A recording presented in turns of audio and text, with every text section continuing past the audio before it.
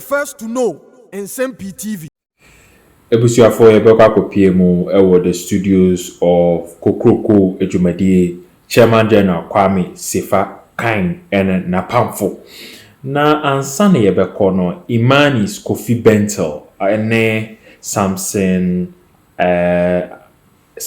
Ladi ekasai ewo news file ewo Joy FM na eno na atwe Nsem-Pii ayeden aba.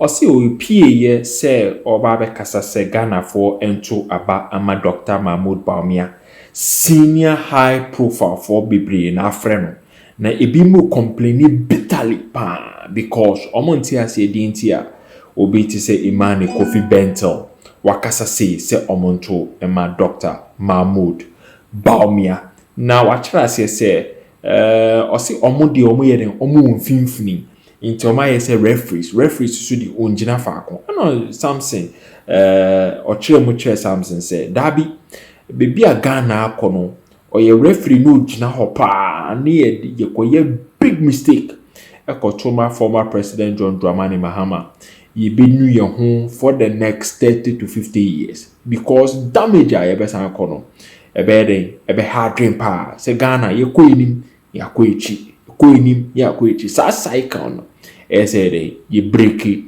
that cycle. Na Imani's Kofi Bentil sanso de so say wa we omumienu bako enya opportunity ebe president bako enya opportunity ebe president na odomo tutu on every scale so corruption, development, integrity, leadership, proactiveness, selflessness nini na Dr. Mahmoud Bawumia the former president John Dramani Mahama into onjina sidelines so enye din say Ghana for enkoye de omope aninti no wo ho as a civil service personnel a odenu huanjima or kasa ama Dr. Mahmoud we your onwani personal position and a position of Imani kasa Imani betima kasa but ono vice president of Kofi Imani Ghana Kofi Bentil there we need him say Dr. Mahmoud Bawumia and all support. We are near the so Barack Obama, former President John Dramani Mahama's campaign straight from America because you find somehow kind democratic conventional or say move ye who be da yen sound so enkoshe. Ever to your boss, Imani Kofi Bentil. You are near Kwame Duncan on a Kwame Sefa Kain aiding Komo Kokroko Ejumadi so efa the non-proactiveness of former President John Dramani Mahama obia why president da naka by this time naka our policies on the lips of Ghanaians now so ene o train and a Monday, Tuesday, Wednesday, Thursday, Friday o dey copy obi note now I represent o manifesto yenkotie Imani's Kofi Bentil yia nieti Kwame Duncan. I got to a point where I realized that this country was angrily walking into what is perhaps a mistake. And these are my views. This is not Imani's views. When I sleep, I think about it. I look at what I look at. I read what I read. Walking into a mistake that will be voting John Mahama back. Yes. And I have a lot of personal respect for President John Mahama. He's one of the men who has served this country almost all his adult life. From local politician to deputy minister to vice president to president, and I believe an elderly and respectable statesman. In fact, in this write-up, I said, we are blessed as a country that we don't have to fight to determine who will lead us. But we have two fine gentlemen, President John Mahama and Vice President Bawumia, who we have to pick from. The other side of that is that we have been dealt that hand. We didn't have a choice in it. It was NDC and NPP. Of all the people in NDC, they picked John Mahama. It is their prerogative. And then NPP picks Bawumia. It is their prerogative. We, the people of Ghana, have been dealt this hand. You can like it or not. I think one of the two will be president. So we have to contend with the fact of who will it be. Sitting and reflecting on these choices. And somebody called me, and I've received a lot of calls. Somebody very senior called me and said, why are you doing this? I said, you know what? What is your problem with me doing this? You're a bigger influencer. Well, that's one of the problems. We'll come to that. But then I said, okay. He says he's angry that this has gone on, and I was so why? I said, okay, I know you are angry. I must be angrier than you. I was on the streets demonstrating. I must be angrier than you. I spoke. I was effective in mobilizing for this government to come into power. I must be angrier than you. I have been more critical of this government than you. Myself and my brothers in Imani, Prof. Bob King, Theo, no one in this country has been more critical, whether a Japa or E-Levy, than anyone. We've taken personal risks. I must be angrier than you, and I'm angry. So we give you that. So see, is that not the contradiction? but that's the point. There are no brain cells in your heart. Your emotions can't think well. The thinking has to happen in your head. So regardless of my anger, and you've seen it in all my advocacy and what we've done, I had to reflect and say, I am angry, and that is pushing me to vote President John Mahama back into government. Then I look at the options, and I'm like, every measure you come up with against Vice President Bawumia, President Mahama also fails on it. He has been a president, he has been a vice president, and the track record is there. Whether it's corruption, whether it's transformational leadership, whatever it is. And when I looked at all of that, I came to the conclusion that we are better off picking Vice President Bawumia and giving him a chance. At the least, we should give him a fair hearing. Let us hear the man and listen to what he has for this country. Now, all of that together forced me to have to make that endorsement. Not to his person, but in the calculation that it is better for this country, even if you are going to make a mistake, to make a mistake going forward. In Chabakada, Pepe, Sanabra Bas, Sananda Massa, and Onum Pano in Kane, no what to yet him, a jaw pedal the back, and she shall pedal the back. 90 years say, Kwame, our minds and hearts have been captured. Kwame, 3-4 months, opposition, I'm what to Abaman, way back May 2023. And here you are, Bema, young short man, no can't call, or man and chichery, Nina, Kwame, I hand them in there, you decay. That's a new one, Shanda. So was so, that's a woman, was sour brand from what the performer knew to who. Obia, why a crowd there, remember numbers or showbo in Kenya, Madaba, Shana Brabba Moti. A queer saw Babem, Yamin Pengu, on Penguama, when some from Fra. So near Babema, mother banging there, anything goes. I didn't wait in Kawaka, say, Yabusu, me a quarter Abamana, Yaman honeymoon. The man might tell him, Fair Nana, as a man, or the Africo, or the Boko honeymoon. Honor, no richer Nusubai as a opposition. Kwame Yan, Bawumia Chada, look, Bawumia means business. In the sub Bawumia Dina, Bawumia Nasi Chani baby, do the Nasi Chana in the business.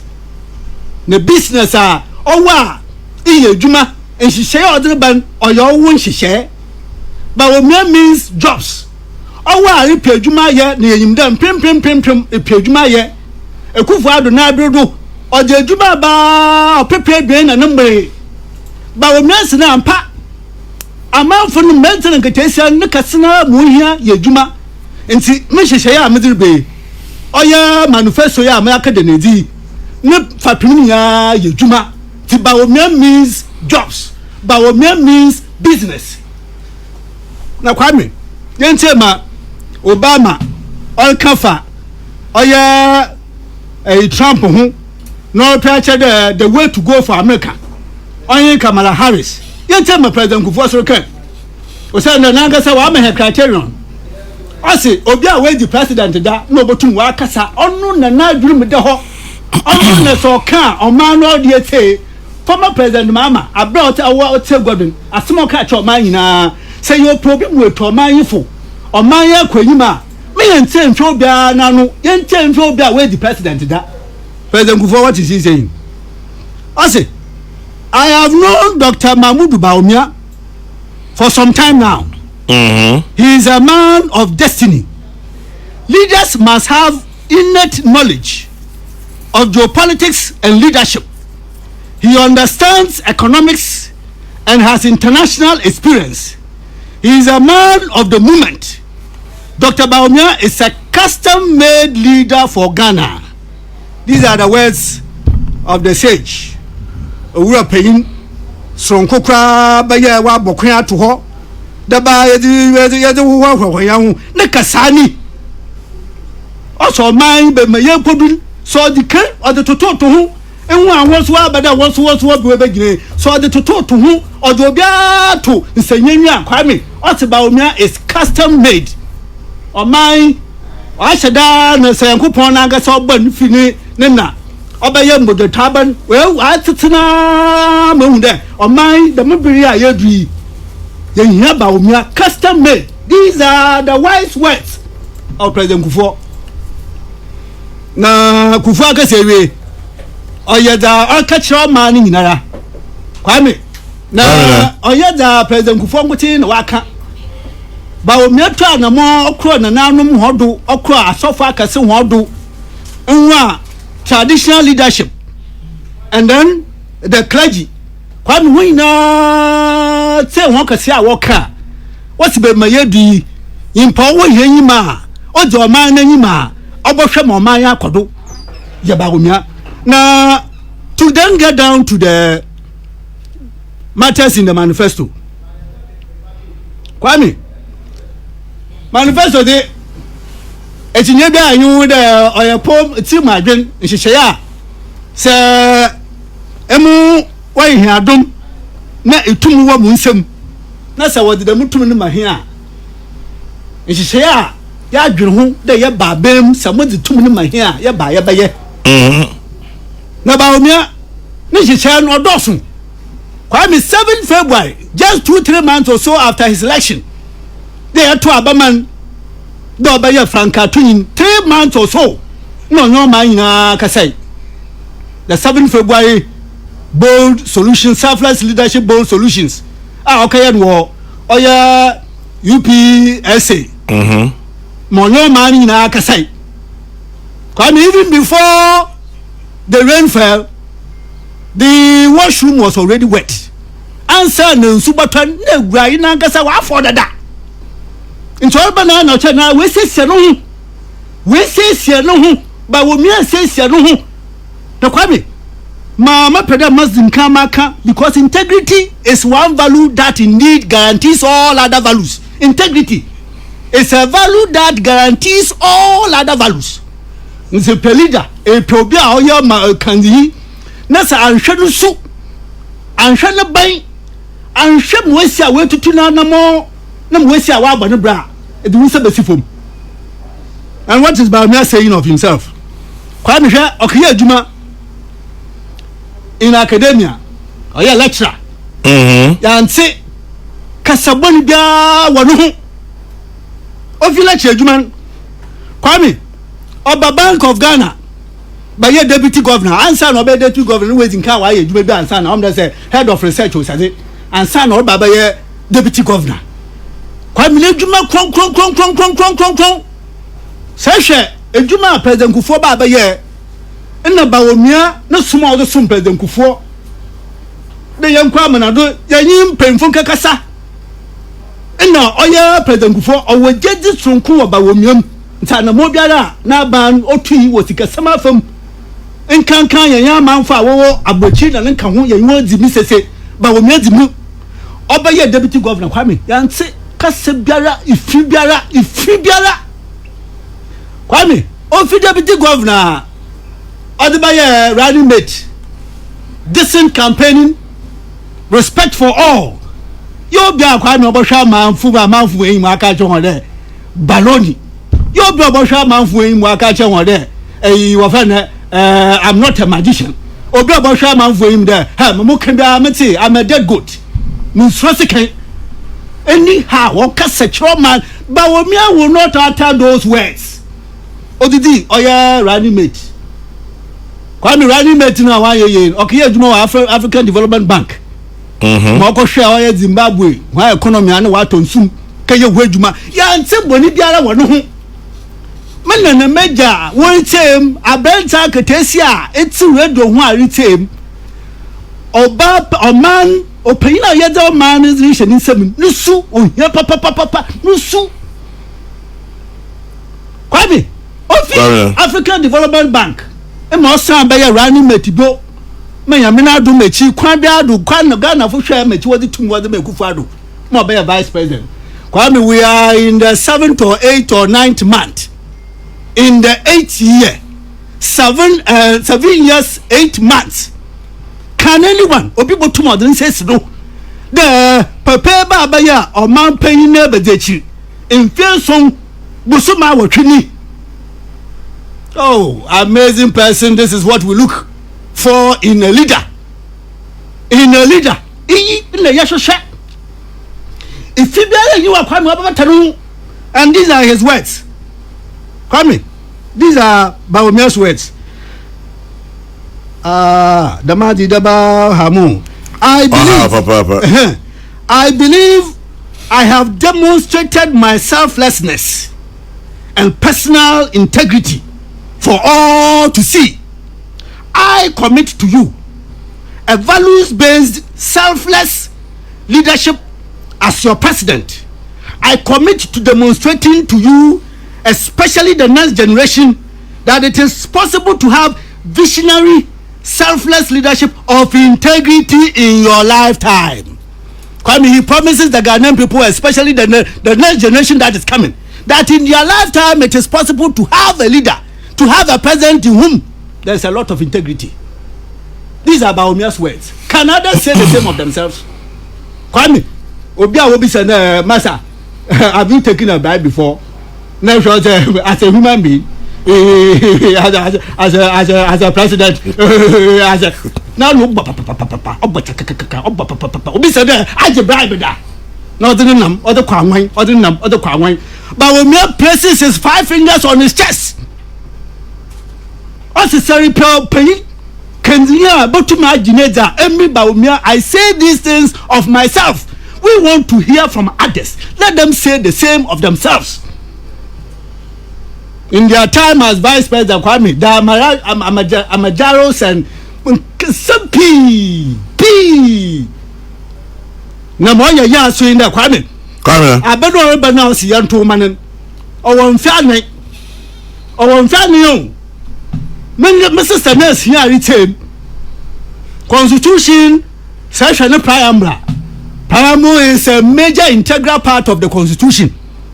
A part of preamble. Preamble, that's right.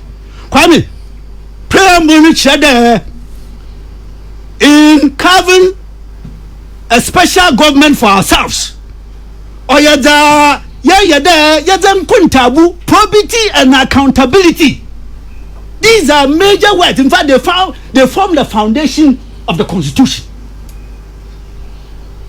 Na rekoto abamo bia se musuba hen ema 7 December yakokoto aban ema nyamempa nguma bonsam famfra so baba yo mampanyina wenye nutugure onye da ma obokodu biara owo nkuntabu bi adam no baba wonyim na wase bobu nkunti a chewo. It is the end of story. In fact, if you cast your ballot for former President Mahama on 7 January, it is the end of the story. Turn it to the other side. But when we are in there is an opportunity to continue to stay on for the next 4 years. On this asunti, set to Abamana, Kwame, the Obama kuma to yem, and she say or the Baba, the Mawaka, Bentil and Gatesia, Motion Juma Ban. Obaya Damashi share no send on him there or do some win him. These are the things which confront us in this election.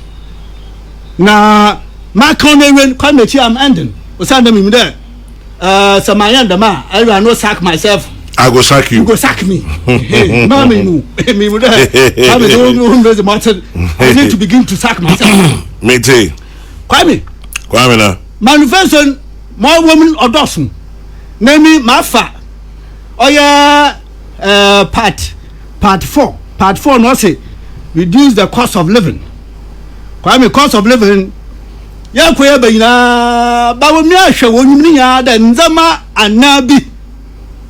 Nzama nan household expenditure. Nzama nan no gina do papa. Say yambira mi da ba sak ma. E jombe ba fa baby ana. No, me jom was sack me. My time. Yes, that's what I'm. Kwame, in the man night, o di kan ediban sam Kwame ba o mi atasa sendings manifesto